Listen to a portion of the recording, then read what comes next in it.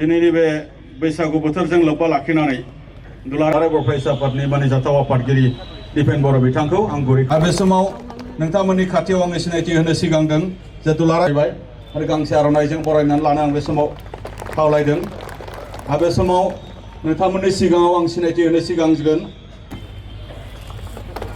बरायनानै लानो थाखाय खावलायबाय आं गुरै खावलायबाय आरो बे समाव बरायनानै लानो बे समाव खावलायदों आरो बिटिआर गभर्नमेन्टनिनो इएम मानगेदेर रनजित बसुमतारी बिथां दङ बेजों बरायनानै लानो खावलायदों बे समाव आरो बे समाव नोंथांमोननि सिगाङाव आङो सिनायथि होनानै लानो नागिरदों जोंनि बरायनायखौ नाजावनो थाखाय खावलायबाय आरो गावनि गोथार सिनायथिखौ लानो थाखाय साबायखर बावदों मेडामखौबो गावनि गोथार सिनायथिखौ लानो थाखाय खावलायबाय बे समाव जय बर' हारिनि ओरै गासैबो जौस्रांथिं जोंनि मानव गेदेर नोंथांमोना मोखां जानानै जोंनि गेदेर आङो थांनाय बोसोराव जोंनि हाबा मावनायाव राजखान्थियारि आखल एबा गाज्रि खोथाफोर बुंफ्लांनायनि थाखाय आङो निमाहा बिबाय आरो जों बयबो मोनसे सोद्रोम समाज लुबैयो आब्रुथि गोनां समाज लुबैयो जोंनि हारिनि मोनफ्रोमबो जोंनि गोनां जिफोर भेलुसफोर जोंनि बे गासैबो थांनानै थानायखौ जों लुबैयो बैसागुनि बे बोथोराव आंनि सिबिनाय आरो खुलुमनायखौ बावहरदों आरो बेजों लोगोसे जायफोरा दिनै फिन हाथियार लानानै फिन हाग्रायाव थांनो होननानै सानदों बिथांमोनखौ आं बे बैसागु बोथोरावनो खावलायदों जे बिथांमोना न'आव फैफिननांगौ समाजाव थानांगौ आरो नैबे समाव रांखान्थि सोलोंथाइनि बादायलायनाय बे समाजाव जोङो हाथियार लानानै सोमावसारनानै जोंनि गेजेराव गाज्रि थासारि लाबोनानै हारिखौ जोङो थेर-बेथेर खालामनायसो जागोन दा बेनिखायनो बयबो जोङो बे समाव मोनसे मोजां सुबुं दारा खान्थिजों मोजां गोजोन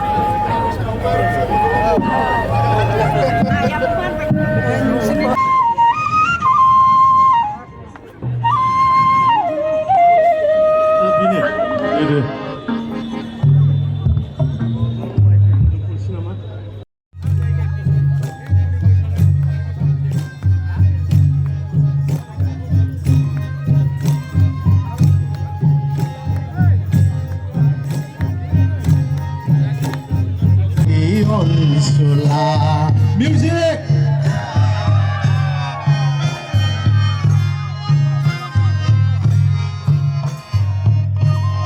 बैसागु! बैसागु!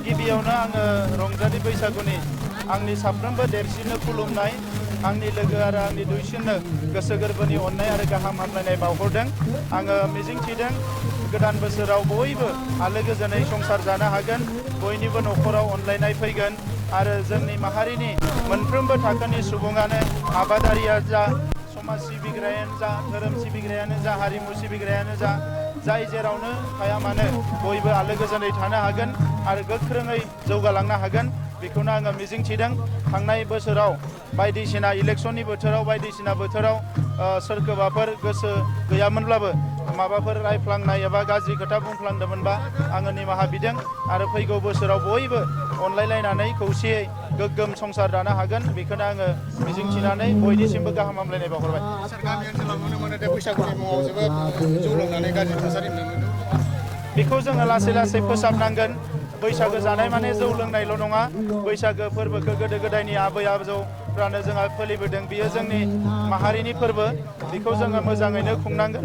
बैसागो फोरबो खुंनाया जौ बेदरजोंल' नङा। दा नंखायनो माने बेदरखौबो जानांगोन, जोंनि नेमखान्थिखौबो लाखिनांगोन। नाथाय बेजों लोगोसे जोंनि फोरबोफोरखौ जोङो सोद्रोमै आब्रुथिनि गेजेरजों फालिनो थाखाय आं बयखौबो खावलायदों।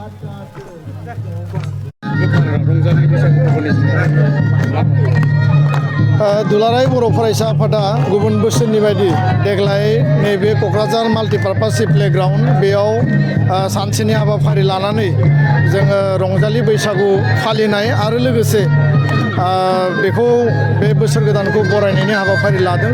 बेनि गेजेरजों साफ्रोमबो बर' फिसाफोरनिसिम आरो लोगोसे आसाम आरो भारताव रायजो जानाय लोगोसे बड'लेण्डआव रायजो जानाय गुबुन गुबुन हारि हारिसा बिथांमोननिसिम बैसागु बोथोरनि गाहाम हामलायनायखौ आं बावदों। मिजिंथियो आनान गसाइनि अननायाव बे बोसोरा अनलायनायनि आरो लोगोसे खौसेथि आरो गोजोननि बोसोर जागोन।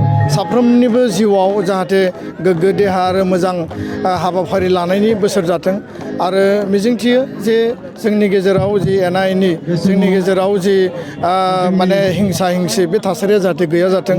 गोदान बोसोराव साफ्रोमनिबो जिउआव जाहाथे मोजां हाबाफारि लानानै मावफुंनायनि बोसोर जाथों। जों बर' हारियाव दाबो गोबां खामानि मावनो गोनां दङ। हारि हिसाबै जोङो जुदि हारिखौ गेरेमसा हारि दानांगौब्ला बैसागु बोथोरनि बेबायदि रंजानाय आरो बिनि नेमखान्थि फालिनाय आरो लोगोसेयैनो दुलाराय बर' माहारिखौ जुदि गोग्गो आरो गोथारै जोङो दाफुंनांगौब्ला बर'नि माहारियारि जिखिनि जोंहा नेरसोनथि दङ, माहारियारि जिखिनि रंजाथाइ फोरबो दङ, बेखौ जोङो गोजोर खालामनांगोन, फोथांना लाखिनांगोन, इयुन जोलैनो जोङो मोजाङै फोरोंनानै गालांनांगोन। दा बेखायनो आङो सानो जे राव थुनलाइ हारिमु आसार खान्थि गासैखौबो जों जुदि रोखा खालामनो हायोब्लासो मोनसे हारि बा बर' हारिया मजबुतै बिश्व दरबाराव प्रतिष्ठा जागोन। आरो बेखायनो साफ्रोमबो बर' फिसाया बेबायदि समाव जाहाथे हारि सिबिनायनि, हारि अननायनि, हारिखौ जोथोन लानायनि थाखाय हाबा मावो। आं बेखौनो खावलायबाय। गोजोन्थों। नुनो मोनो जे बैसागुनि मुङावहाय गामि ओनसोलाव बिराद जौ लोंनाय थासारिया गाज्रि। बिनि सायाव मा बुङो? बैसागु माने गोबाङानो साननानै लायो जे रंजानाय बाजानाय मोसानाय जौ लोंनाय। बैसागुनि गुबै उद्देस्यआ बेल' नङा। रंजानाय बाजानाय मोसानाय मुसुरनाय हारिमु दिन्थिफुंनाय बेथ' थागोन आरो जोंनि गेदेरफोरखौ दिनै जोङो बेयाव खुलुमदों, मान होदों, उन्दैफोरनो जों अननाय होदों। बे मोनसे जोंनि जे आसार खान्थि बेखौ फोथांना लाखिनांगोन।